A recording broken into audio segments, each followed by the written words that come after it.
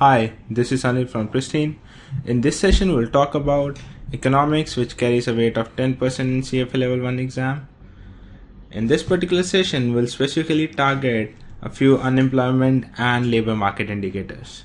Specifically, we'll target unemployment rate parameter, employment to population ratio, and labor force participation rate. So in CFA Level 1 exam, you will definitely get one question out of these three ratios, but the question won't be straightforward. So to understand these three ratios, we need to understand the complete population structure. So that's why I have given this Venn diagram. So I'll start with the total population. So this total population will have two components. So I have divided this total population into two components. One would be the working age population. That means people who are greater than 16 years of age. Okay. And the second would be people with less than 16 years of age. So this part is people with less than 16 years of age. Now within this population, which is above 16 years, we will divide it into two parts. So one would be people willing to work or employed, and the second would be people who cannot work or who don't want to work. Okay, so there are two categories: people who are willing to work or are actually working, and the second category is people who cannot work or don't want to work. Alright, so people who are working or people who are willing to work and actively seeking employment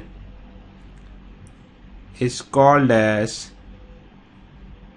a labor force group. So this group of people who are willing to work or are actively seeking employment or are actually working, this complete group is called as labor force group. And people who cannot work or don't want to work goes in this range. So these are the people who don't want to work or who cannot work. So people who cannot work are people who are in hospitals. You can say people who are in jails. Okay, so they don't come under the labor force. Alright, and people who don't want to work or who are not actively seeking employment, that group is called as the discouraged group. So this particular group is also called as discouraged group. Now I'll focus on the labor force group. So this labor force group will have two constituents. One would be a group of employed people. Second would be who actively seek employment. Who are actively seeking employment. Okay. So here an interesting thing to note is that people who are actively seeking employment are willing to work. So this group of people only are called as unemployed people. So people who cannot work or don't want to work, they do not come under the unemployment or the unemployed people category. Okay, so this is interesting to note here. So people who are willing to work or are actively seeking work, only those people are called as unemployed people. People who don't want to work or who cannot work does not come under unemployed people group. Fine. So if this is clear, let's move on to the ratios now. So first ratio is unemployment rate. From the name, it's very obvious, unemployment rate. So percentage of the employed. But what's the total group? The total group here is not the total population but the labor force. So this you need to remember. So labor force is a group of people who are willing to work or are working, right? So out of those people, how many of don't have a job right now? People who are willing to work is the total labor force group, and out of those, people who are not presently working is the unemployed category. Okay, so percent of the people who are unemployed upon the number of people who are willing to work is the unemployment rate. Okay, so CFA level 1 exam can play tricks here. So they can give some numbers stating that these are the people who are discouraged workers, these are the people who cannot work because they are in hospitals or they are in jails. So you should not count those people under the unemployed group. So that is the point here. The second one is the employment to population ratio. So here this population is a kind of a misnomer. So employment upon population means the number of people who are employed upon not the total population but the working age population. Again, important thing to note here. So it's only the working age population, which means people who are greater than 16 years of age. And similarly, the last one is the labor force participation rate.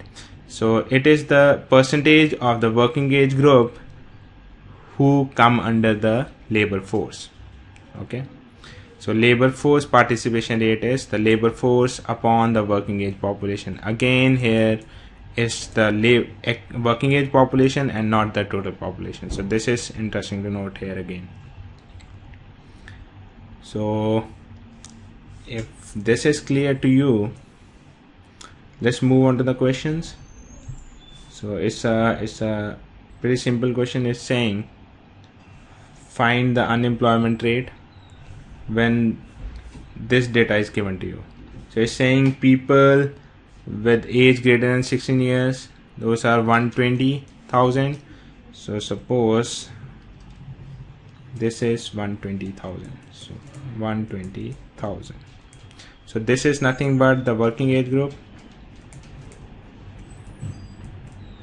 right? So this is the working age group. So out of this working age group, there would be people who are willing to work. So those people are called as labor force group. So this becomes the labor force group. So this is the labor force group. So out of this labor force, there would be some people who are unemployed, and there would be some people who are employed. Suppose this circle is for employed people. So unemployment rate is the unemployed people. So this particular area,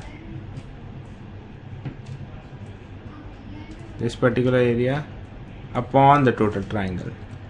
So triangle minus circle upon the triangle. Alright.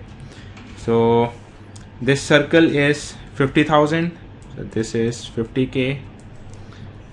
Number of people actively searching for a job is 20k. So this area, this remaining area is how much? This is 20k. So 20k plus 50k becomes the total labor force. So total labor force is 70,000. So this plus the number of people who are employed will give you the total labor force. So what is the unemployment rate? The unemployment rate is 20k upon